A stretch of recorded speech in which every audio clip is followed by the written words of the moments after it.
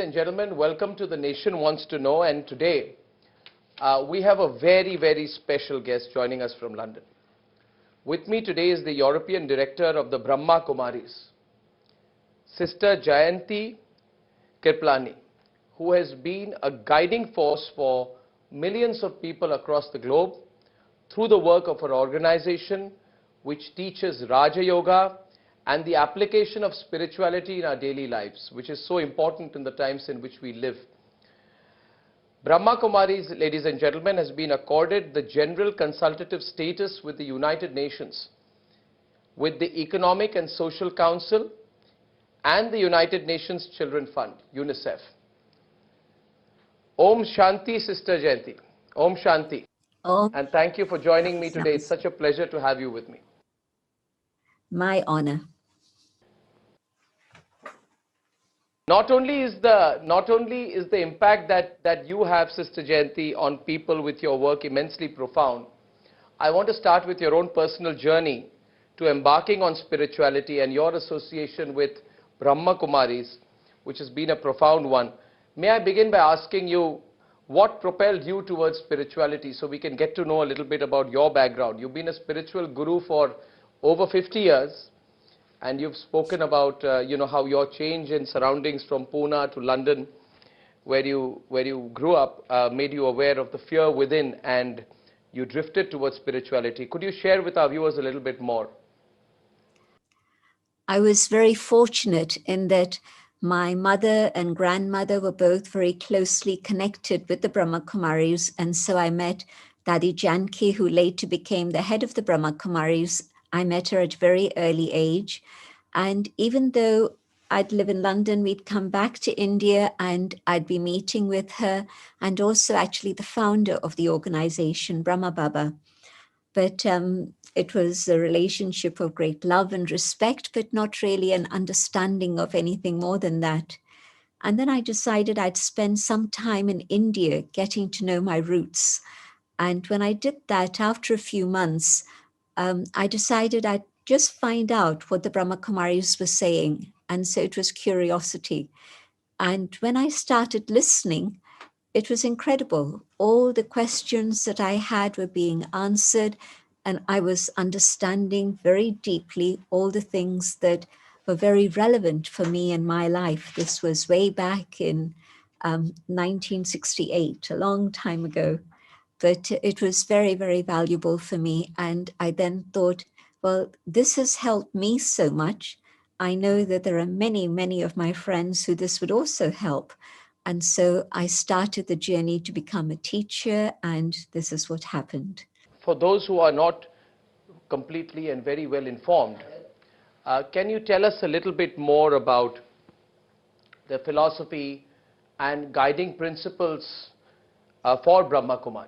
For example, my question would be, how does meditation and spirituality act as a binding force? Or perhaps if I can take that a little forward, the concept of Indianness, which is rooted in Brahma Kumari. Maybe you can tell us a little bit more about it, and how significant is that message of Brahma Kumari for India and for the world in our present times? Sorry, it's a bit of a long question, so I just wanted you to elaborate on the basic principles and guiding principles of the Brahma Kumaris, so that more and more people in India get to know. Surely. We feel it's very important to be able to study spiritual teachings, because very often so far we've just been told to believe something and not necessarily have an understanding of the ideas that come up. And so Brahma Kumaris believe that first step is to be able to understand yourself. Very often they say how self-realization leads to God realization. And so for me, that was absolutely true. When I began to understand what is the soul, but more importantly, I began to experience the existence of the inner being, the being of light, the being of peace that sits here in the center of the forehead and is the one that's able to do everything that I do as a human being. So first step, to have that awareness. Second step, to be able to connect with the divine. And our understanding of the divine is very, very simple. A being of light in the image that you see behind me. And so no human form, no physical form, no angelic form, just the source of light, of love, of purity, of peace, of strength. And so in yoga, meditation, the word yoga means connection, union. And when I come to the awareness of the inner being and I connect with the Supreme, I'm able to receive the love, the power that I need in today's world. Whether India or the world out there, I think there's, at this moment of time, not so much difference. It's as if we've all become part of the global family. And so we're able to recognize each other. We're able to share the same foods with each other. In England, there was a time when it was curry and chips that were the most favorite of all menus. And so it just gives you an idea, on the one side chips, but on the other side curry. These were the favorite foods of the British people. So just looking at the current state of the world, I would say that this is such a difficult time for many, many people to travel through. And it feels as if it's a time that is very heavy, very difficult, but also very dark. And at such a time, I feel that meditation, the awareness of the inner being, the soul, and the connection with God is the most critical aspect of our life. Because if I can go within and come to that awareness in which I can have a stable mind, a loving heart, a generous heart, and an intellect that's able to recognize the difference between truth and reality and that which is false and illusion. I think that if I can develop these facets of my own inner being through meditation, I'll be able to traverse this very difficult journey of life. And without that inner capacity and that inner strength, it's going to be very difficult. I know that for some people, a long lockdown across the world has been a very difficult challenge. And that's because either they felt lonely, they had nobody who could support them and communicate with them and help them, or they felt too much burdened by the family. It could be either. And so maybe I have a family and I experience the loving connection with everyone, and that's great. And if I'm alone, I can also benefit from that aspect in which I know I have a chance to do my own inner reflection and bring about the changes I need to within myself. And that's the positive side of lockdown. But in fact, for many people, it's been a big, big challenge. And now, as we go further on, yes, we have a vaccine, but maybe we're just going to have to live with COVID-19. I don't think it's going to go away. Maybe it will, maybe not. But what must I do inside myself to be able to cope with whatever situation arises? And that comes from power that I receive from the divine. A very simple analogy. If you've got a battery and you've been using that battery for a while, well, it's gradually going to get discharged. Logical. You have a phone, and what would you do if you don't recharge it? But same thing with the inner being. Unless I give myself time to be able to recharge my own inner battery, I won't be able to manage very well. My decisions will be fluctuating, one moment this, another moment that. My mind will become too sensitive, in which every word that somebody utters becomes an arrow that pierces me. So it's not a very happy life. But if I can recharge my inner battery with meditation by connecting with the divine, I'm going to be able to have the power, the courage, the faith, the discernment, the capacity to deal with everything. And so I think that at this moment in time, especially, it's a very, very important time to give time to the self. if I don't give time to the self and I get busy in all the things out there, I'm doing all the things out there, but not very efficiently, not in the best way possible. Maybe I'm trampling on a few toes. Maybe I'm creating a sense of frustration for myself. All of these things can come. But the recharging of the inner battery, yoga, Raj Yoga has a very lovely explanation. Raja, the sovereign, the master, when I connect with the divine, I'm able to be the sovereign of my physical senses. What are my eyes seeing? What are my ears doing? So I take charge of all this.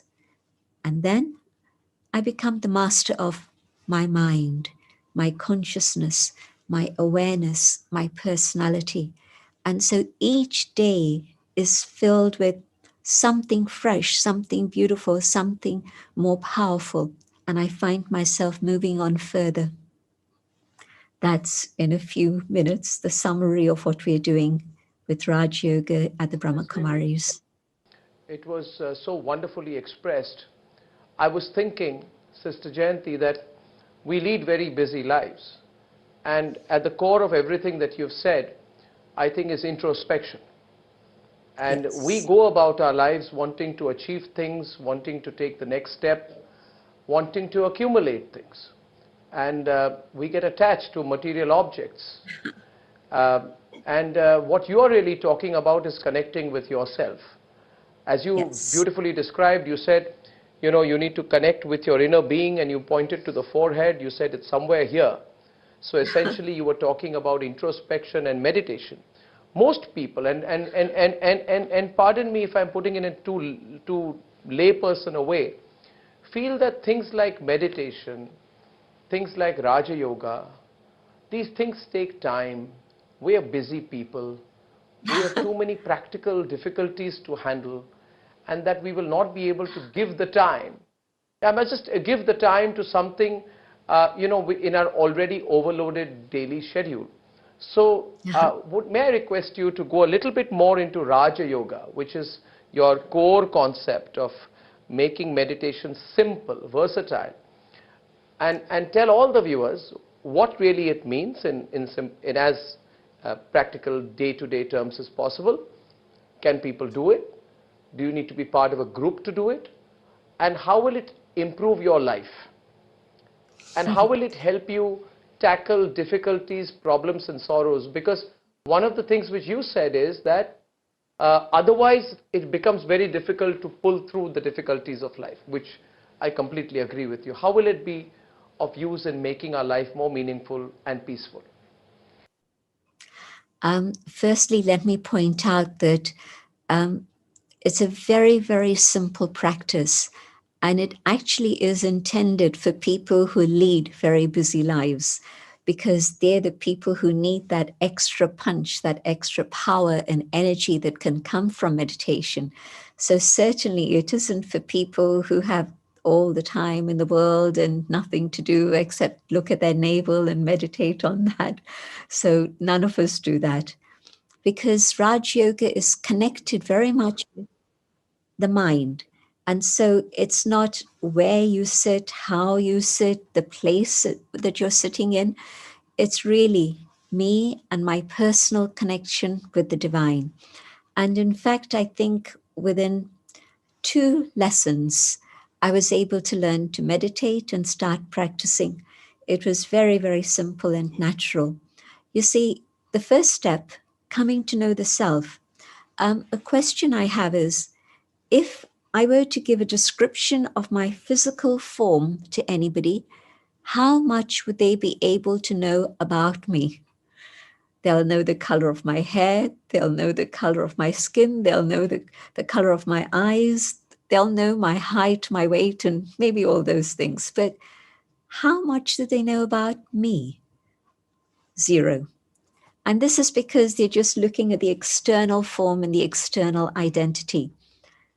Even myself, if I'm simply associating with that external form, I never get to know myself. And this is why there's confusion, there's frustration, there's sorrow. If I take a moment and go deep inside deeper and deeper to come to the core of my being, I begin to realize that the inner being that I am, the being of light, has everything that I am within it. My thinking, my perception, my awareness, my feelings, my emotions, my memory, my conscience, my personality. Everything that I am is not this. It's actually all in this tiny, tiny, infinitesimal point of light, the soul. And so, starting with that, knowing that I have everything I need within myself. But what's happened is that I'd forgotten to connect with myself, and there were layers and layers of dust that accumulated.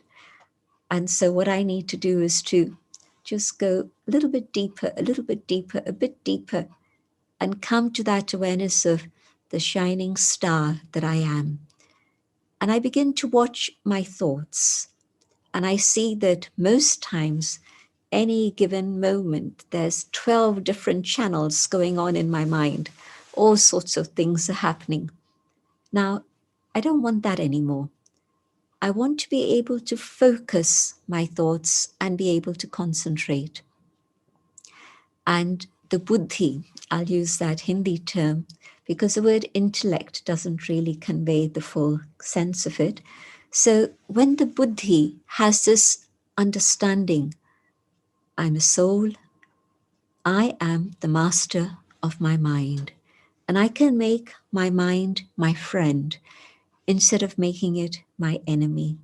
You know, some people have this fight going on inside themselves. And if I'm fighting myself, what am I going to do with others around me? I'm going to be quarreling and getting into conflict with them also. But when I come to that inner state of peace, what happens then?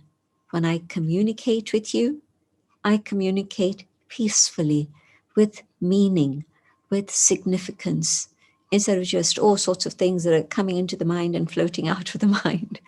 So immediately you begin to see the benefit of this in your life. How many people complain about themselves and say, oh, I can't focus, I can't concentrate, my mind is all over the place, I keep thinking about the past, I can't focus to the present.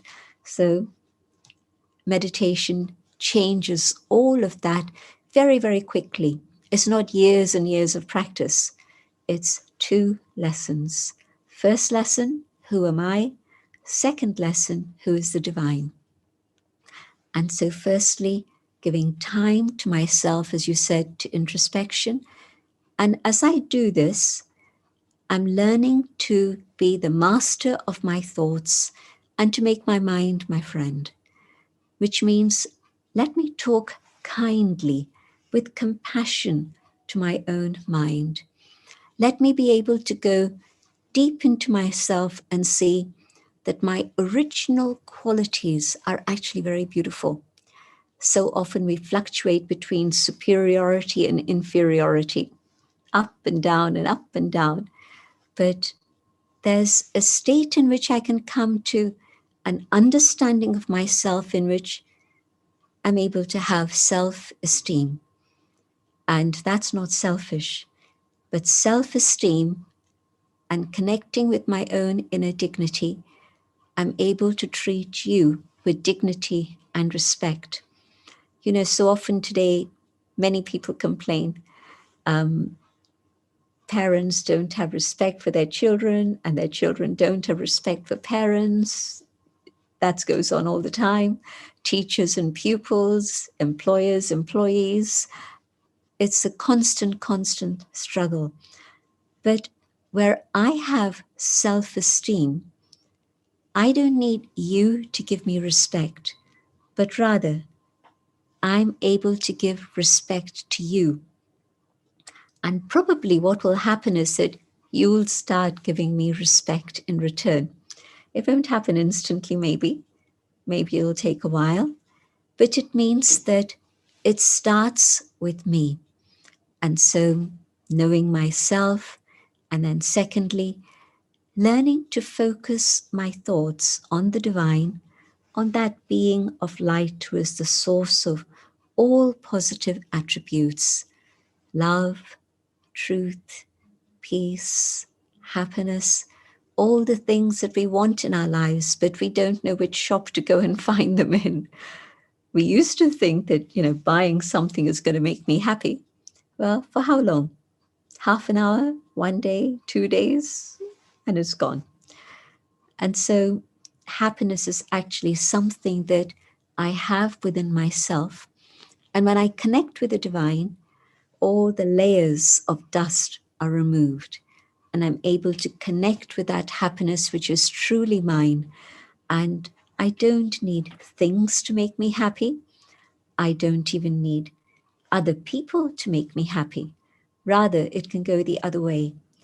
I could think, well, what can I do to give happiness to another? Is there some time I can give? Is there some food I can give?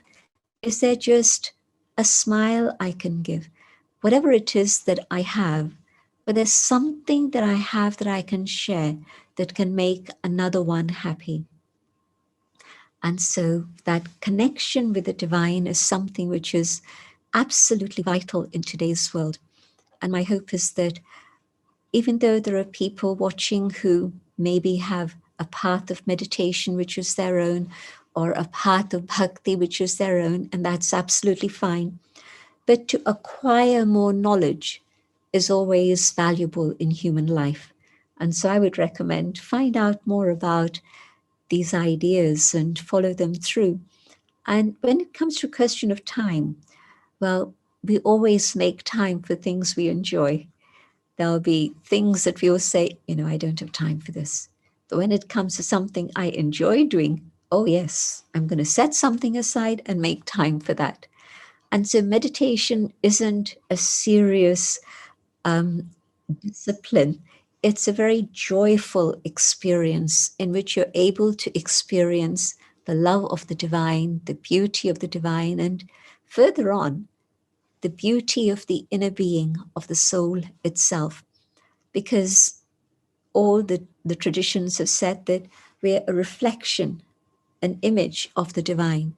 Well, the soul, a point of light, is absolutely the mirror image of the divine.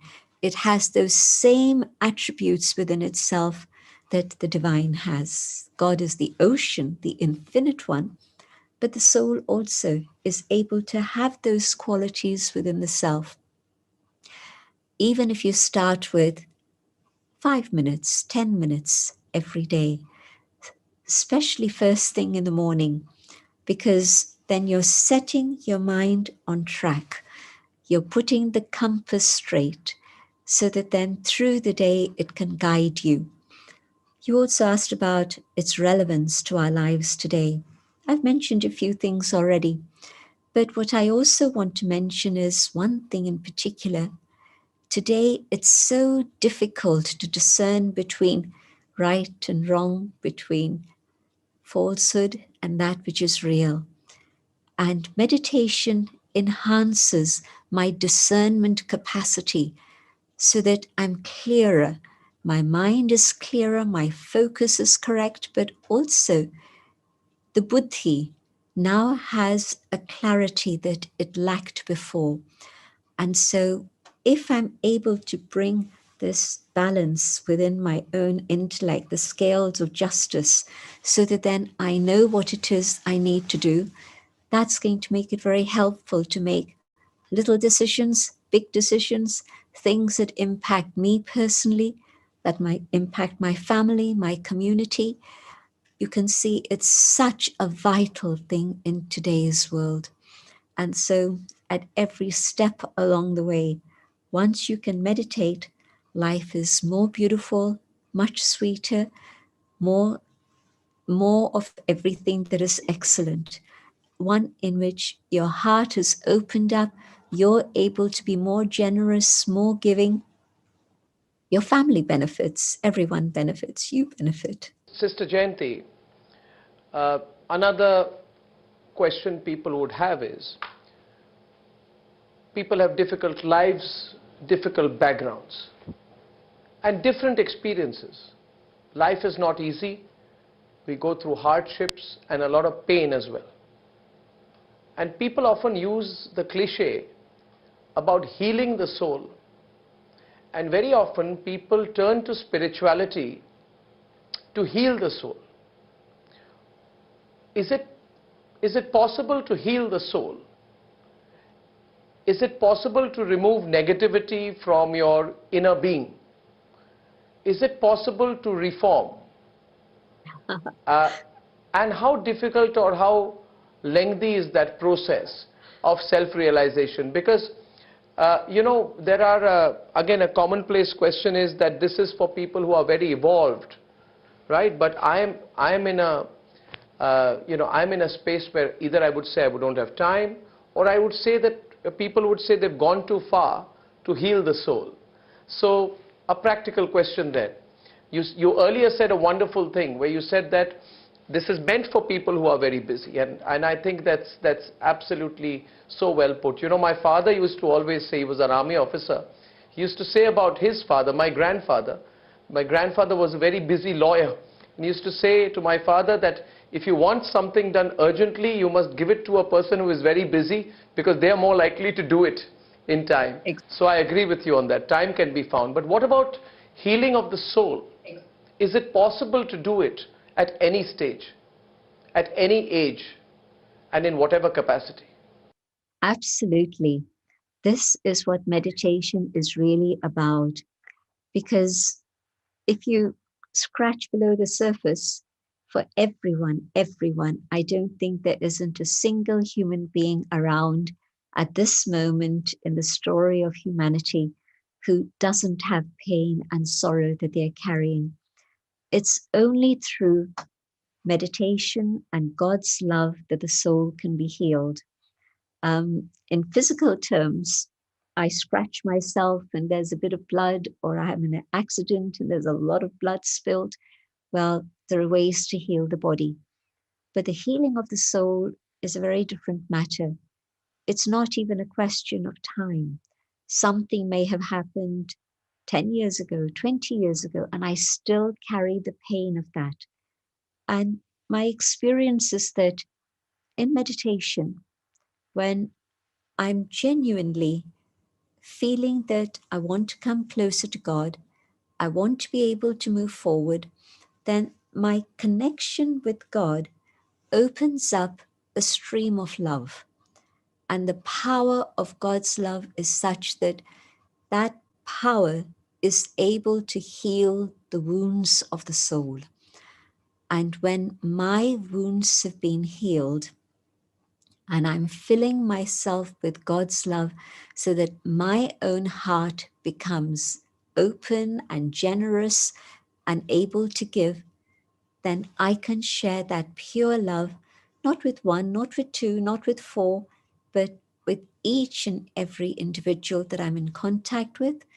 And even through vibrations of meditation, send out those vibrations to the world so that then God's love can heal all the human family, because the whole of the world is in need of healing at this moment.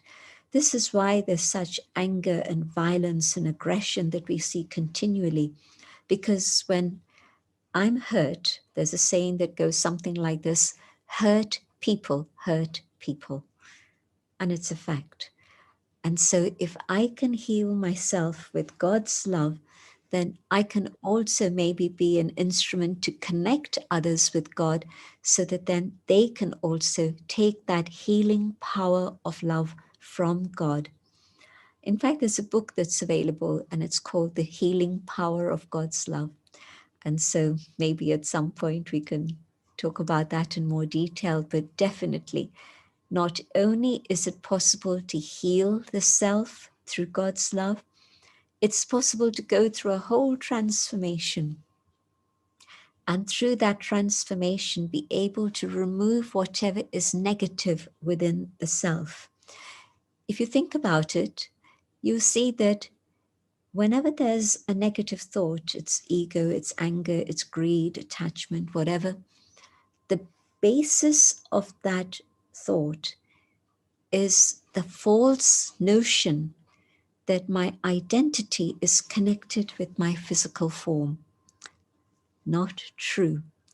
My identity is something much, much, much more than the physical form. It is latent within myself, within the inner being. And in that eternal identity of who I truly am, I see everyone as my brother. I see everyone with that vision of equality and dignity. No superior, no inferior, but each one of us has gifts that have come from the divine. And the more we maintain this awareness of who we truly are, no ego. Yes, self-respect, but a great deal of humility, recognizing that every human being is valuable. And not just humans, you recognize the value of all forms of life. You recognize the beauty of nature, the beauty of the planet, and the gifts that God has given us to enjoy, which of course we've despoiled, and now it's up to us to repair that damage and put it right. But there's just a huge appreciation of each one. And so there's no ego there at all, just appreciation and love. Greed, you know, when I'm in this limited form, I think about me, and that's probably the first thing. I should have this and this and this and this and this and this. And next, I probably think about the 3-4 members of my family, or even my 8 members of extended family. But I'm thinking in a very limited, narrow way. Can I think about the world as my family?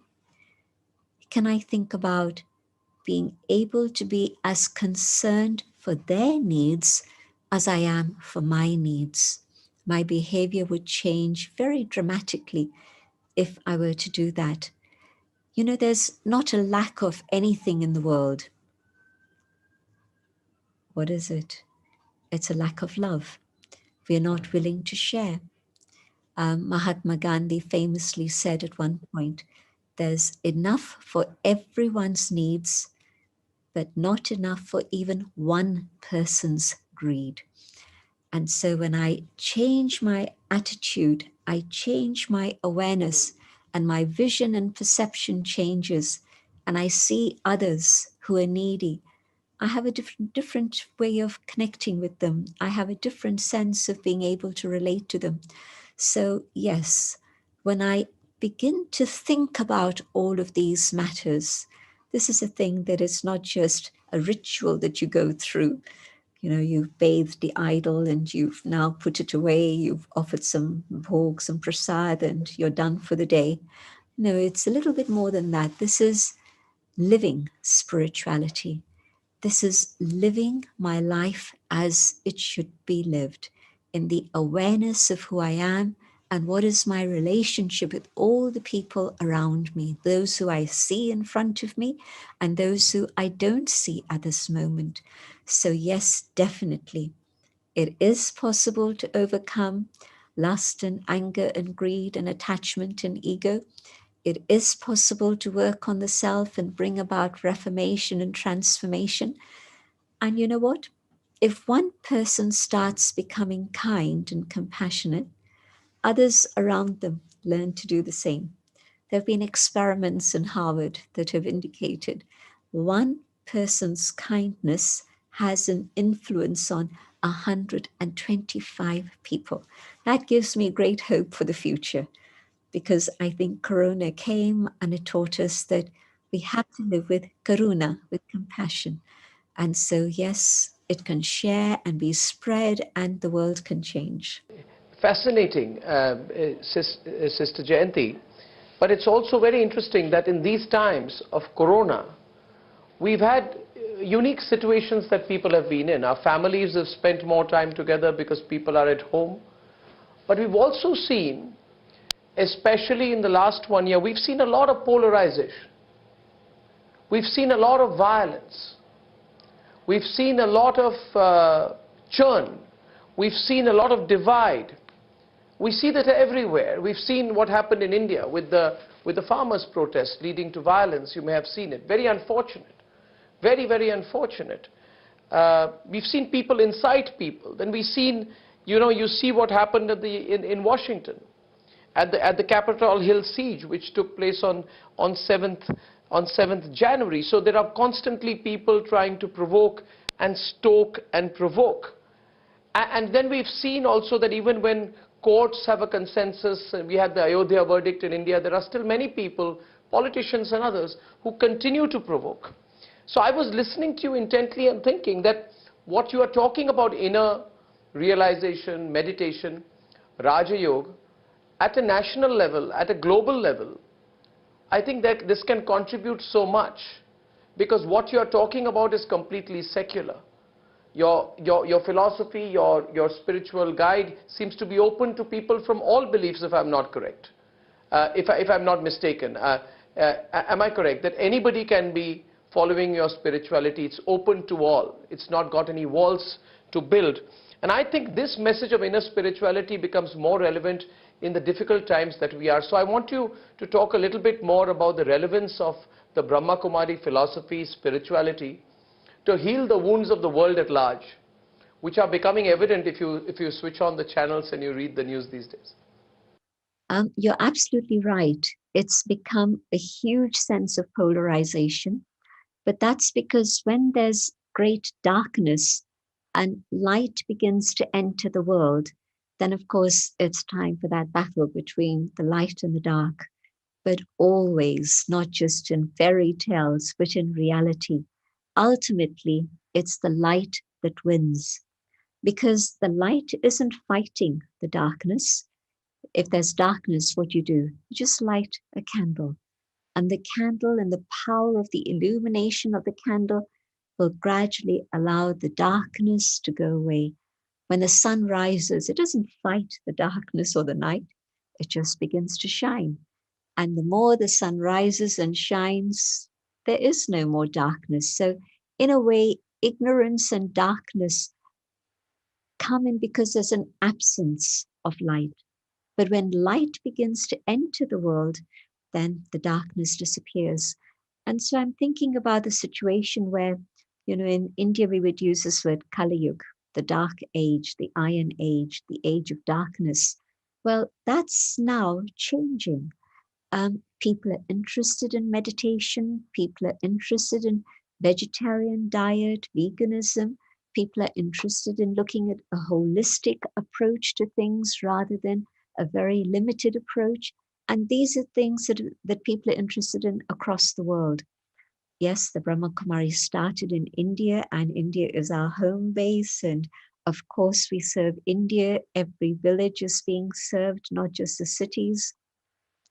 But the knowledge is universal. It's knowledge which is applicable to every human being. And so Brahma Kumari centers now exist in over 120 countries.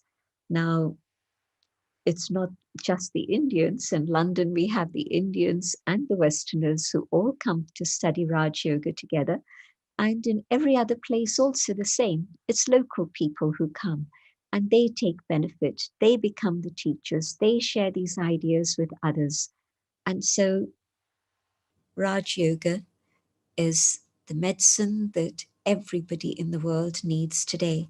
And it has relevance to people of every culture, every tradition, every background. We have the proof of this. A warm invitation to you to come to Abu when we have our gatherings, when gatherings begin again. And you'll see a multinational gathering at Shivratri last year, for example. We had people from 110 countries. And so people recognize that ancient treasures of India that have, this idea of Vasudev Kutumba, the world is my family and its relevance. So I just want to mention a few things about Raj Yoga that really can heal the soul of the world. Firstly, this awareness that you and I and all others are one family. And if I begin to see people of different colors and races and backgrounds and genders with that vision of the soul, that divisiveness that has come in, that's separating us and creating all the problems in the world, that shifts completely. And again, come to Mount Abu and you'll see people of all backgrounds, not just sitting in silence and meditation together, but also joining in all the different activities and working together in so many different ways. And then the other huge crisis that's facing the world today, and we don't realize that we're in the same boat. And if water is coming in on one part of the boat, it's going to reach my side of the boat also. And I'm talking about the ecology, the environment, and climate change. At this moment, we think that maybe, well, it's only a few Pacific islands that are going to be impacted. Not true. The world is being impacted by climate change, and we're not recognizing it. And it's only when all of us together in that consciousness of coming back to the awareness of nature as being absolutely vital for our well-being and survival, when we begin to treat nature with respect, then in that awareness, yes, we're going to be able then to work together and do something about the environment. Otherwise, climate change is moving forward very, very fast, and survival is a big issue. And spirituality teaches us respect. Respecting ourselves, respecting the laws of the land, respecting nature. And so our relationship with nature shifts again. And so the light is shining and the light is spreading around, and more people are talking about values. More and more people are talking about meditation. I see the change in a very practical way that's happening. And so my vision for the future is that, yes, humanity will together move forward to the next stage, the next level, which is the golden age, Satyug, the age of truth, a world in which all of us together can live in harmony with respect and dignity and love and joy as truly one family. I believe that is the future of humanity. Yes. I hope that is the direction in which we are moving. And as they say, Sister Jayanti, sometimes the darkest night is before the dawn. And that's what we have seen in the last 1 year, but at least the whole world, a large part of the global population has had time to introspect, including on what you just said, our lack of respect and our abuse of nature. So there's so much to talk about, but I have a limitation of time. But may I say one thing to you, that every word that you have said has had a profound meaning on me, and I truly look forward to learning more about your philosophy and perhaps getting to meet you one day and taking some spiritual guidance myself. I thank you very much, Sister Jayanti. It has been an honor to speak to you today, and I hope every word you've said reaches as many people as possible through the Republic Media Network. Thank you so much. Thank you so much indeed. Thank you for this opportunity and excellent questions that gave me an opportunity to share these ideas. Thank you. Much appreciated. Well, I don't know. I don't know about the questions, but it came from the heart. Thank you so much. Thank you. Namaskar.